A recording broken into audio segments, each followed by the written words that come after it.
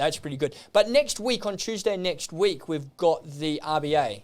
Is that right? Yep. Yes, correct. Next Tuesday, always the first Tuesday of the month. So that will be next Tuesday. Now, are we hiking rates again, do we think? Or yeah, I think the general consensus is that we will be. I think if you look broadly across a lot of financial institutions, most of which are saying 50 basis points, some at the top end are saying 75, but the majority are saying 50 at the moment. If you look at bond futures, they're indicating an 89% chance there will be a 50 basis point increase, which will take us to 2.35%, and they're also indicating by the end of next year 3.9%. So that not a huge increase between potentially this month and the end of next year. So not really the worst result there. I think across the board, as you sort of mentioned, maybe I think we could go up a little bit more this year. But I think you can, if you look at our inflation compared to the US, I don't think we need to be increasing as hawkish as they do need to be.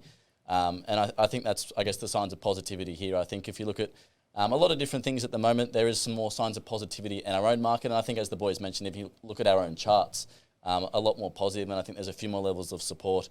And I think across the board, we're actually one of the better performing indexes 100%. Across the world year to date. Yeah, 100%. I was looking at the charts the other day and doing a bit of comparison, and we're down sort of maybe 6%. We were down 6% at sort of the start of the week. We ran down about 6%. US was still down north of 10, double digits, Correct. and now, of course, we've all fallen retrospectively down. What is that sort of attested to? What do you gentlemen think that's really? Is that just the commodity space or the banks, or what do you think, Conviction Cam?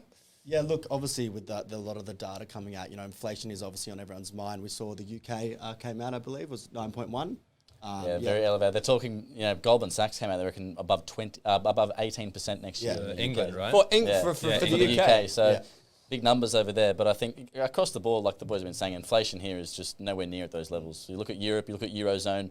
Eurozone, again, very inflated this month. Like, it's just across the board a lot lower. And I think, as the boys mentioned, we've come down a little bit.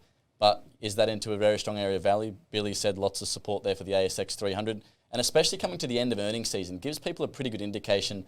A lot of valuations being released, a lot of businesses providing guidance moving forward. These businesses, if the market falls maybe another sort of 4 or 5%, could come back another 10, 15%. And you could be picking up businesses that not only have provided positive guidance, but have fallen into stronger areas of value as well. I was having to think about this whole inflationary thing, because everyone always says, the prices of goods are going up. Therefore, the prices of, like your sandwiches in the shop are all going to go up as well.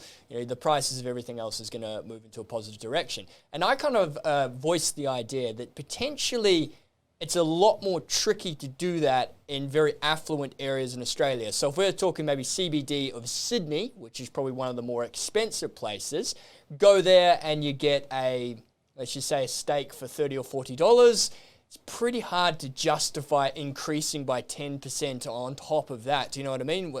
It's same with a pint. Like, I know that there's, pints in some restaurants, $16, $16. And if you're going up another 10% on top of that, whereas if you're going to, let's just say, a rural place where a pint might be, I don't know what a pint is out in a rural place. Don't drink out there too often. But I think that's obviously going to be, like you said, depends on the affluence of the place. What are their margins like before this? But yeah, you're right. It's going to be very hard to justify if they want to keep the same margins and put inflation on top of that. It's going to be, in some areas, definitely some restaurants in Sydney, hard to justify.